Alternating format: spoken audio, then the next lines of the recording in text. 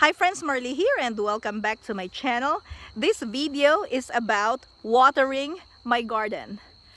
I have a good sized garden where I can grow a lot of fruits and vegetables, and during the summertime my garden provides about 90% of the things that we need.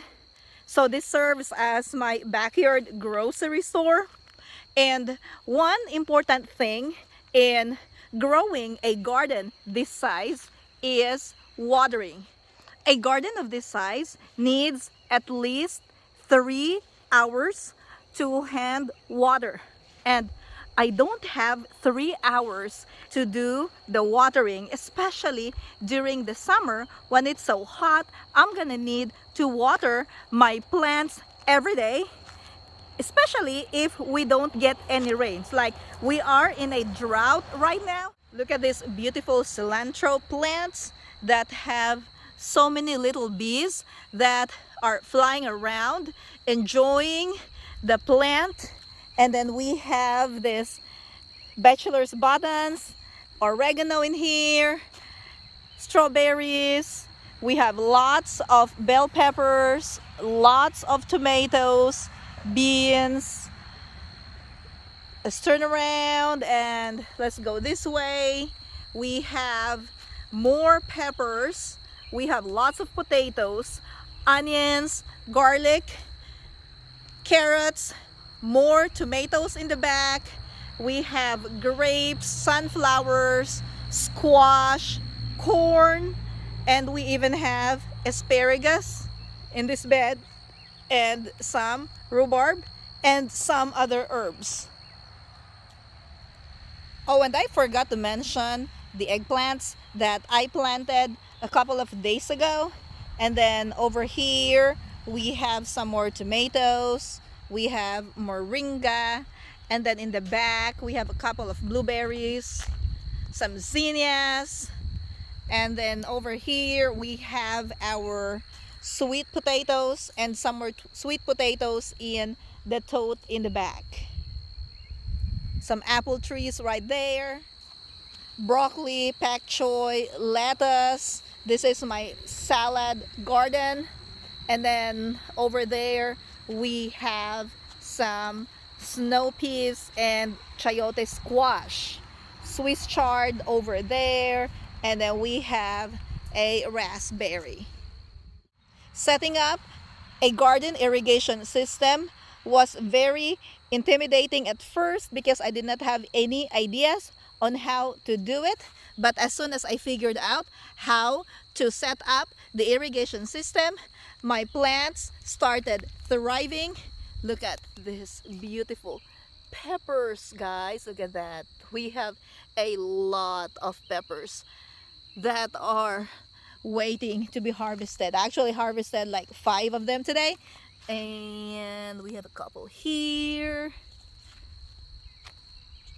Some purple beauty peppers showing up, and my potatoes are almost ready. We've also been harvesting from this bed. Shasta daisy right there, very beautiful.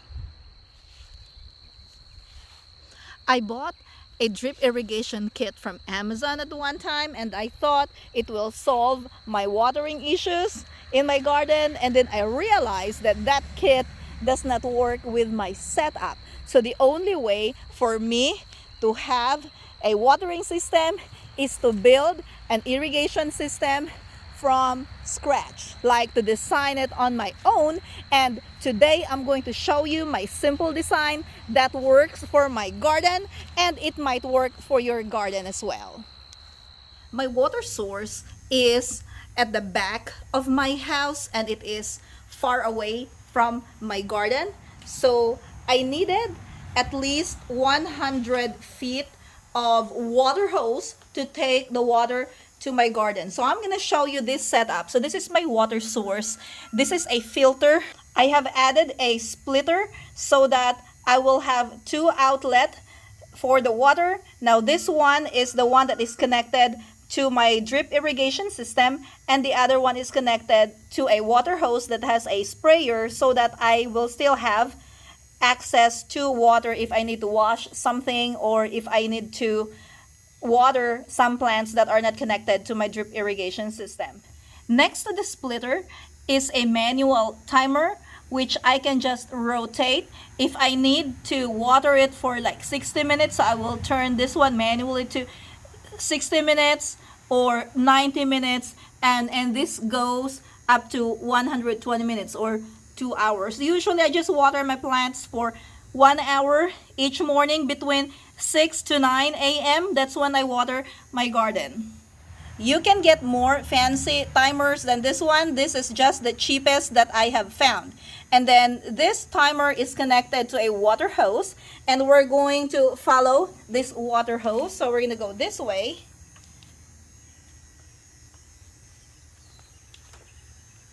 Now this goes across my driveway, and then it goes to the back. So we'll just keep on walking, and let's go this way. So I put it right here. So it's just like a regular water hose that you use for your sprayer. This is an old one that I have, and I decided to just use it for my drip irrigation system. So it's gonna be a little bit of a walk before we get to my garden.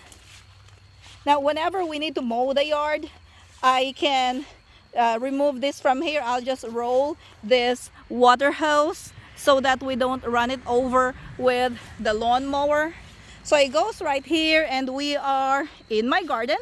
And then over here, so this is where the water hose ends. Now this is just a something that we needed to make a connection because it got ripped right here, so we had to fix it. This is not actually part of the drip irrigation system, like is just used to fix the broken water hose. So anyway, now this thing here is very important. This is called a pressure regulator, and this is, if I'm not mistaken, like a 25 psi. And this is very important because you don't want the tubing to explode whenever you run the water, so you need to control the pressure of the water at this point. And then this is an adapter that is used to attach my water hose and the irrigation tubing. So we have the pressure regulator, an adapter, and then a 1/2 inch tubing that I use as the main line here in my garden. And then if you want to make a connection, there is a T connector or adapter that you can buy. So basically this one is an insert inside the 1/2 inch tubing, and you insert the T so that you can deliver the water to another area of your garden. So basically the water goes this way and it goes this way. So let's trace this main line right here, and it goes over here, and then here's another T.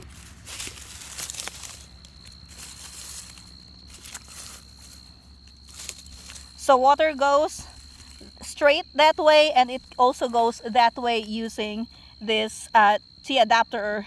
Can't remember what it is called. Now, let's go this way, and I will show you.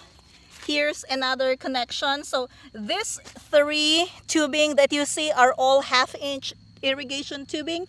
And then right here, I'm gonna show you where I put my emitter tubing. From my main distribution line, which is the 1/2 inch tubing, I attached a 1/4 inch drip tubing that is connected using a barb connector. And then I got the emitter tubing where you have like spaces which releases the water right here, and this is the 12 inch emitter. So basically water drips out here, and then the next one would be 12 inches away. You can get something like an 8 inch, or I think there's an 18 inch, maybe a 6 inch, and they come in different prices, and I believe the 12 inch is reasonable and it works for the spacing of most of my plants. In this setup where I have my peppers, you can also see this bigger tube, which is the 1/2 inch, and then the smaller tubes are the 1/4 inch emitter tubing that I added. The end of the emitter tubing needs to be sealed, and you're gonna need to add this tiny thing. This is called a goof plug. You can get like a pack for like probably $9, something like that. So this is very important. That's how you seal the end of your drip irrigation tubing. You can have a better view of that system right here where the plants are still smaller. So main distribution line and the smaller 1/4 inch emitter tubing on this part, and I have that all over this area. These are the corn plants that I featured in my previous video, and then we have some okra in there, watermelon, and then here we have the eggplants and some more peppers right here. So all of this tubing, they end with a goof plug like this one. If you don't want to use the 1/4 inch tubing, it is possible that you can just use the 1/2 inch tubing all over your garden, especially if your rows are straight. That will be easier to set up. So this is 1/2 inch and another 1/2 inch, and then I added an elbow to connect them because I needed this tubing to go to the other that way. And then I'm going to show you what I did in here. These are the beans that I featured in one of my videos, and instead of adding the 1/4 inch tubing, what I did was I added some emitters. You can get these emitters online as well or from the home improvement stores, and what you do is you poke a hole into the 1/2 inch tubing, and then you're going to punch this emitter into the tubing, and then you can adjust the amount of water that drips out of this opening by rotating this emitter. This is actually pretty cool because you can adjust it to your own liking, and then you can punch it at different distances, like whatever distance you like. What I did here, I think this is like 2 feet, yeah, 24 inches between each emitter that I added to this tubing.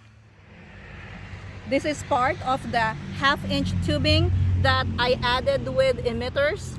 I don't need the 1/4 inch tubing in here because this is towards the back of my garden, and I just plant the plants right here along this tube. And then I'm going to show you what I do to the end of the 1/2 inch tubing. You have a couple of options to end the 1/2 inch tubing. You can add a compression end cap to the open end, or you can add a figure 8 hose end cap where you're gonna have to fold the tubing, and then you're going to insert this figure 8 plastic, and then whenever this is folded, this is gonna hold the water inside and it's not gonna leak on the end of the tubing. I hope you enjoyed this tour of my drip irrigation system. If you want to see more contents like this, don't forget to like, subscribe, and turn on notifications so you'll never miss a video. Thank you for watching, and happy gardening!